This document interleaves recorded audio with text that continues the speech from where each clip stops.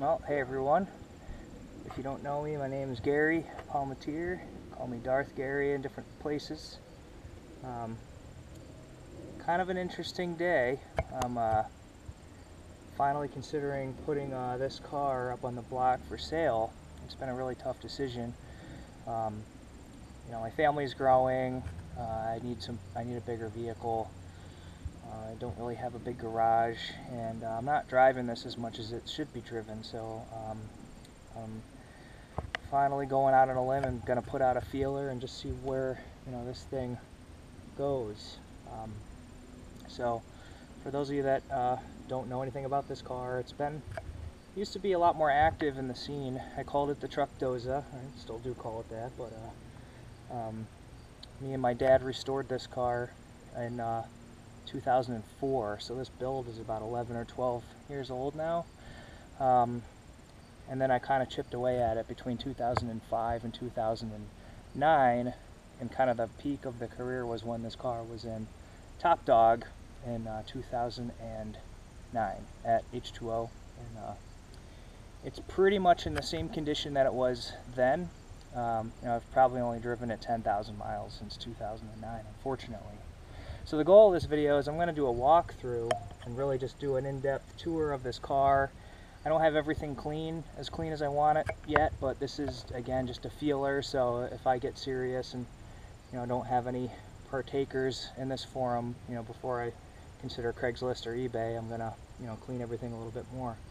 But I'm going to get away from the camera now.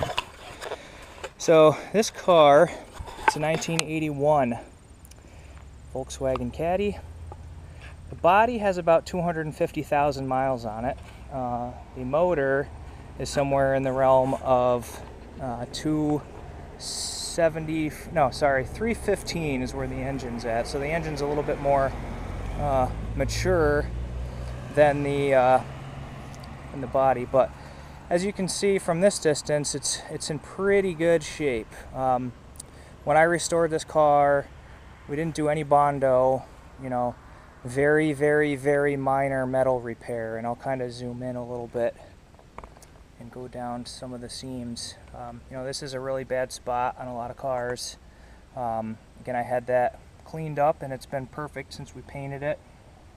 The notorious B-pillars, you can see just a little speck of dust finally, or rust starting to bubble up through, but that's been slowly growing over the last 10 years since I got the paint job done. Down in the rockers, it is just solid all around. I had undercoating from the rockers and then all underneath the car, which I'll talk about more. Continuing to move around, we can hopefully exhibit that the paint and the body work is in really good shape. It's not without its blemishes. I've put 100,000 on this car myself, but it's overall in good shape. Here's a little crack in the tailgate paint. Tailgate works wonderfully though.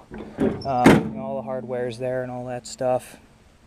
And I'll keep moving around kind of slow on the outside so you can kind of get a look at where things are at. A little bit of wax, on these, but overall, again, here's the other B-pillar. I think things are in really fine shape. This car can easily be a show car without any more body work at all, or if you want to take it back to Top Dog, you can kind of see a rock chip here, that kind of stuff. I've driven this car in 42 states, so it's definitely seen some action. So a couple other things about the outside.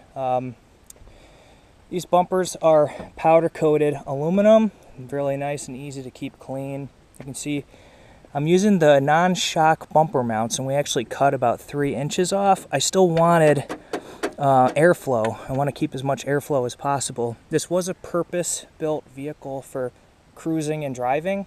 It's not a performance car, it's a reliable car. I would drive it anywhere. Fog lights, got the duckbill. This down here is the intercooler. We built our own, and I'll kind of go into detail on that a little bit. Original grill, beautiful, beautiful shape. You barely ever see ice cube tray style grills like this. brand new tires last year, so these only have about 1,000 miles on them. Snowflake rims off of Mark II. I've always been partial to the snowflakes.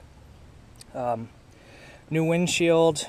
You know, if you like the blue stripe, great. If you don't, that's all I could get from insurance when my other one got broke by a rock. Just everything's clean out here. You know, new antenna. We got the remote mirrors. Got the, as they call them, Chinese door handles. They've worked great for me. 3-inch stainless exhaust, which I'll talk about more in a bit. The back bumper is kind of special, so I'll kind of transition into undercarriage. Back bumper is a front bumper that we cut, modified, and actually flipped it. And so I wanted protection. If this car ever gets tapped, I didn't just want a roll pan that would crumple in. You know, at least we have some pretty decent metal here. I also put fog lights in the bumper. Again, this is a purpose-built vehicle, and one of the use cases was I do a lot of camping. Needed to be able to see the campsites that I'm backing into. So I put, you know, pretty bright halogen fogs back here. And if you go underneath the bumper, what I think is pretty cool is underneath the license plate, so you take these two bolts out, you have a class 2 receiver, and then, you know, a whole wiring harness, all that fun stuff. So if I kind of zoom back on the undercarriage, what you'll see is quite a lot going on in here. We have a pretty excessive amount of horns. So this is an actual hornblasters.com kit. The kit was called the Conductor Special. It does 150 decibel D chord, same as a locomotive. It's a lot of fun. Then we did some other modifications. So here's the tank. We put a little pitcock valve on it so it's easy to purge the water out of the system. Air compressor, I don't know if I can get it on this shot, but it's up in there. And then we've also got airbags. So these aren't the lowering type of airbags. They are the, I want to carry a ton of wood in the back and I need to level my load kind of airbags. Another thing we did, everything, leaf springs, axle, any of the hardware, even the axle bolts, the plates, the shackles, we powder coated all of it. It's all been powder coated, everything. This bumper, this, you know, the mount for the hitch, all powder coated. I spent like $2,800 on powder coating that one year. Even the tank, had the tank powder coated to match. You know, we just really went crazy. This whole custom mount for the horns, crinkle coat. I mean, it was just, you know, we really went hardcore with the coating. You can see the sway bar in the back, and again, a nicer shot of the exhaust. So it's 3-inch pure stainless with a small glass pack in there, and I'll kind of scoot up a little bit. I'll show you what's under up in here, and I can't really negotiate. I hope this wide angle lens is working, but gas tank is mint. I pour 15'd it about 3-4 years ago. I mean, it's just cherry, nothing wrong with it. Right up above here is the air compressor. So you could pop this down if you have to change the filters, that kind of stuff. So, you know, you can see a little bit more of the exhaust. We cleaned up all the undercoating and sprayed some more. A little bit of it came off, but, you know, this bottom, if you can see, I mean, it's just solid. It's no issues here. A little bit of oil residue. 2 years ago, I had a rear main seal go on it, so you know, it still has a little bit of oil everywhere from that. I'm gonna keep going up towards the front. Front sway bars. You know, we did all new brake lines, all that stuff, of course. Front lower control arms powder coated. We got the vented rotors, we got the EBS green stuff pads, still a ton of life left on them. You can look under here, you can see more powder coated stuff. We made a custom lower strut bar, and then a little bit more into the intercooler stuff. Again, that was all powder coated as well. So there's your kind of undercarriage tour of, you know, the nickel version of such. So that's that. Let's jump on the interior. First I'll stick the the bed. I can talk about that. bed has been fully Line-X'd. So, you know, it's the Line-X style, super hard plastic. I've hauled a lot with it. I did one cleaning of it. I mean, it's never going to clean up perfectly, but all in all, it's straight. You know, it's got a little bit of, you know, wave to it here or there, but it's straight, it's solid, no Bondo.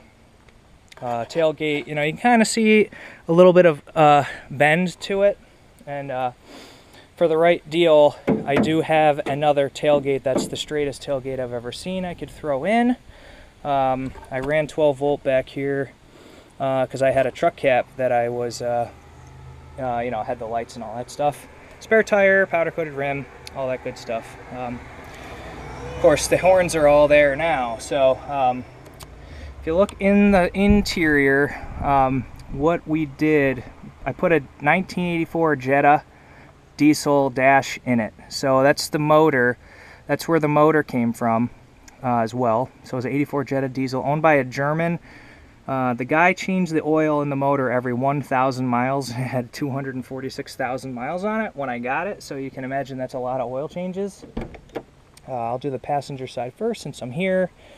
Remote mirror, chrome handles, bigger speakers in the door, you know, new door cards, nicer armrests, all that stuff. I'll throw in this pretty cool, whatever you call it, floor mat.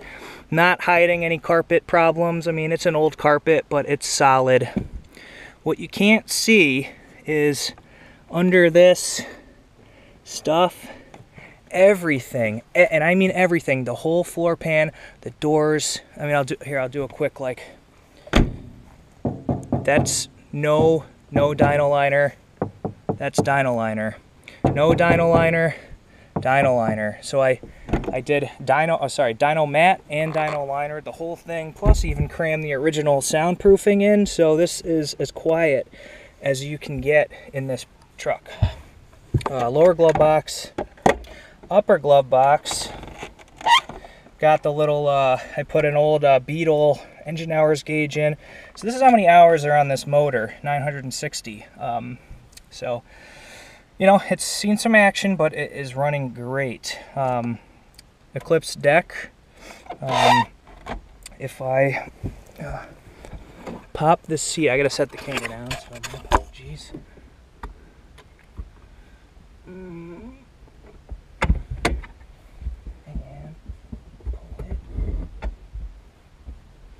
What's behind is, you know, a nice little Volkswagen logo, which actually lights up, and then I have gauges for the air. So one of them is tank pressure, the other one is bag pressure. Very handy. The one on the right is the tank pressure.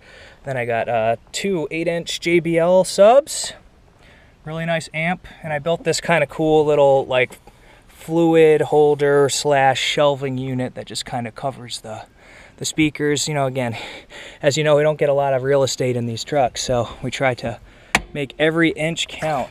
I'm going to switch over to the driver's side. Where all the real action is, you know, door same. So if I first, I'll talk about some cool custom stuff. We did. So we got the, we'll give it some power. You know, got the light. So this roof liner, headliner, I cut another roof off of a Volkswagen truck, flipped upside down, made a mold, made a fiberglass headliner, and then I carpeted it with this black carpet. Love it. I thought it is a little dark, but I also, you know, kind of made detents for my head because I'm 6 foot tall. I wanted a little more headroom. And then I added these like extra little lights up here. I don't know why, I was just maybe a little bling at the time, but you know, again, we have extra lights up here. These are fine. I think this clip broke. The main dash,